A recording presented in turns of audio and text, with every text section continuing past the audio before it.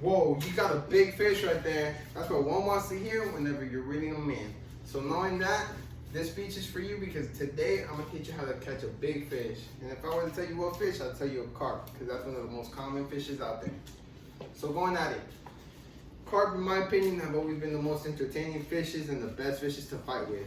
Again, we get it, people like bass, like other types of fishes, but mine's always been carp. And today, that's how I'm gonna teach you how to catch a big carp. Not a small little baby one, how people catch small little, nah, I'm gonna teach you how to get that big carp. So, let's go at it.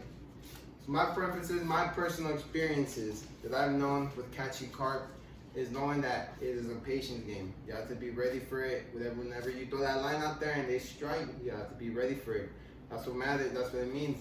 So again, guys, going at it, knowing the top 3 things with these fishes are the most important ones. Because again, if you want to catch this fish, you have to be ready for them. So again, let's get at it. So knowing the hook sizes.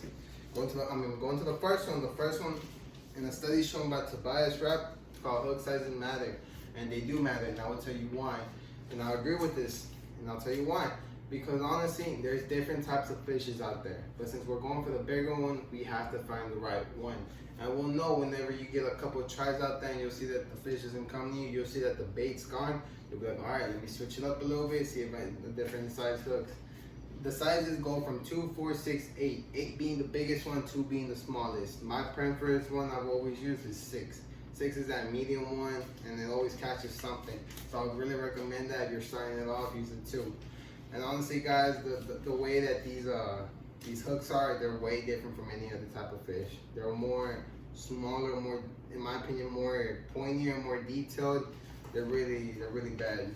But yeah, so that's one thing that really does matter. Now going on to the second thing is knowing the environment they live in, knowing that where they live, where they're staying at, knowing what type of places they live at again is very important. Because you don't want to just throw it out there and then hopefully they're out there. No, you want to know, you don't want to be going somewhere where it's like where it's crowded and you're like, okay, well, there's no fish there. But going on with it, carp live in deep water. According to Emilio Garcia article, Size and Depth, the carp inhabit deep waters. So that means that they live in this bottom. So that means they're not gonna be a top fish. So if you throw a lure on top, they're not gonna get it. They're more of a, we'll pick up whatever scraps are on the floor. So knowing what on the floor is what they're gonna come and pick up. And that's where you throw your line out there, you throw your bait. Knowing the environment they live in, that's where your little hook comes in. It just sinks to the bottom with the bait. You just come suck it up like a little vacuum, because that's all they do. That's all they mainly do. But all right, going to the second one. In an article by Gessa Bierman in the life cycle assessment of common carp. Carp are freshwater fishes, and that's a really big one. And I'll tell you guys why. In my opinion, I feel like knowing this just helps you out a bunch more, because that means you won't be able to go to the coast and be like, okay, I'm gonna fish for carp day. When it's like, no, they're freshwater fish. That's salt water. So knowing that helps you out a lot. Knowing that you're not just gonna go somewhere and be like, okay, that's where fishes are. No, because again, you don't want to go somewhere where you expect them to be and they're not. Why? Because that's not their environment. So knowing that they're freshwater fish helps out a lot.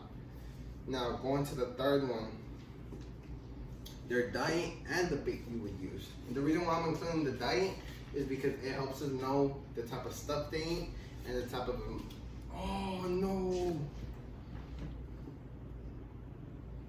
Knowing the type of environment, oh bad, my phone just crashed, but I'm back.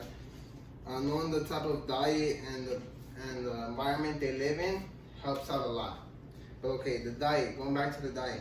The diet, honestly, just consists of whatever's on the floor.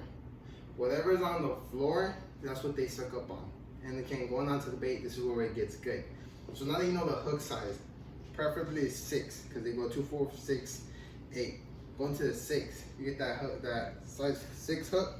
You know where they live, and now you get the bait. The way I would know the bait, this is just personal experience and what I use, and I always catch them. So this should help. This should help. So I use corn, Jello, and breadcrumbs. You mix all those. You can add oatmeal if you want, or saltine crackers. I'll tell you that. You will catch a carp with that. The sweetness of it attracts them. The corn just brings them in because they're just sucking up on the floor. it really helps us out a lot. But honestly, guys, that's a really good bait. I would really recommend using. But again, guys, thank you for your time. Once again, these 3 things will help you out. So in conclusion, guys, the hook size matters, the environment matters, and the bait matters. So thank you guys for everything. Today's been a blessing. So honestly, guys, just be ready for that big fish that's coming your way. You'll be ready for your catch now that you know these top 3 things. So let me know if you catch anything. I'll be happy to know. Thank you guys.